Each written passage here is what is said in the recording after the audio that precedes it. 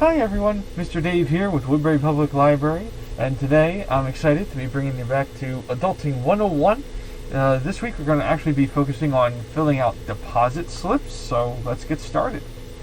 So the first area we're going to focus on is the date, your name, and account number.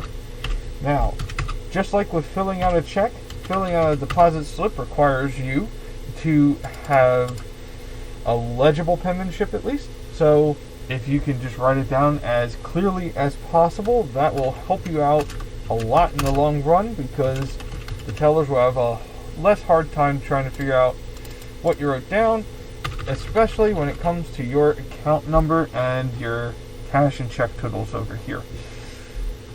Now, a word about your account number once again. If you joined us for our previous video, we mentioned how you are supposed to keep this secure.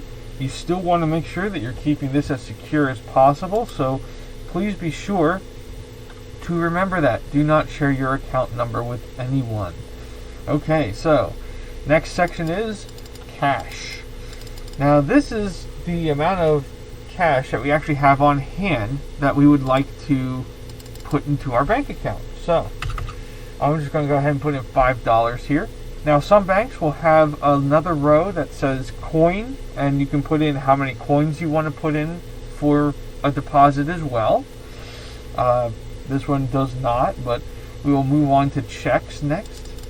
Now a little bit before we actually start with checks, just to give you a heads up, deposit slips can also be found in the back of your checkbook as well as at the bank. So if you don't have one, just visit your bank, and you can either ask the teller or you'll find it on one of the writing tables and you'll be able to make your deposit with no problem. So just wanted to throw that in there as well. So the way you fill out these check parts is basically you put in the check number, you put in the amount of the check. Pretty simple. Now, you'll notice that you only have 4 spots here. Now, if you were to flip this over, you'll actually find another ledger on the back, similar to this, has checks, and will go all the way down the back end of the deposit slip. And that'll just give you plenty of room to put in as many checks as you possibly need. And then what you would do is you would total it up on the back, and again, like most banks, will usually have a total from the back here listed as a row, and you just put in that number here and here. So just giving you a heads up for that as well. Now, the next section, once you finish filling out all the checks and make sure that you have everything in there that you want, you're going to go ahead and add your cash plus the total number of checks that you have.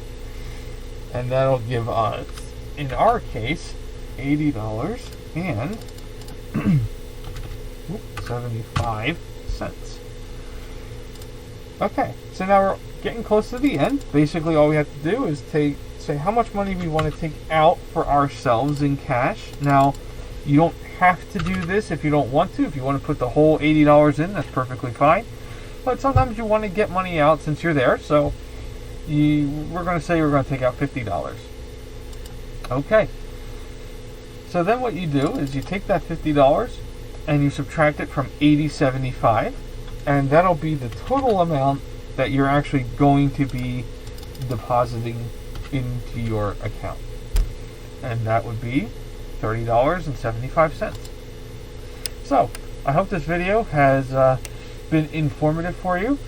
Please be on the lookout for more videos on our Facebook page. And thank you very much for watching. Have a great day.